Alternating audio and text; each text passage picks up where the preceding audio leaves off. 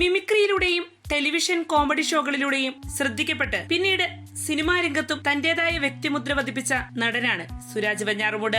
സുരാജ് വെഞ്ഞാറമൂട് എന്ന അഭിനേതാവിന്റെ കഴിവിന്റെ ആഴം കണ്ട് പ്രേക്ഷകർ അമ്പരന്ന ചിത്രമാണ് 2013 പുറത്തിറങ്ങിയ പേരറിയാത്തവർ എന്ന സിനിമ. ഈ സിനിമയിലെ അഭിനയത്തിന് മികച്ച നടനുള്ള ദേശീയ പുരസ്കാരത്തിന് അദ്ദേഹം അർഹനായി. ഇപ്പോഴിതാ സുരാജ് വെഞ്ഞാറമൂട് സിനിമയിലേക്ക് എത്തിയ കാലത്ത് നടന്ന ഒരു സംഭവത്തെക്കുറിച്ച് പങ്കുവച്ചിരിക്കുകയാണ് മനോജ് കെ ജയൻ.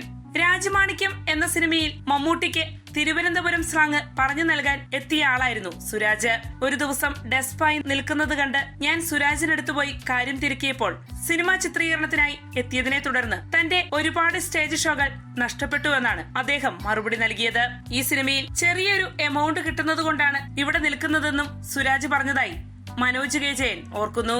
അങ്ങനെ വിഷമിച്ചിരുന്ന ആളാണ് ഇന്ന് ദേശീയ തലത്തിൽ അറിയപ്പെടുന്ന അഭിനേതാവെന്ന നിലയിൽ എത്തി നിൽക്കുന്നതെന്നും മനോജ് കെ ജയൻ ചൂണ്ടിക്കാട്ടി.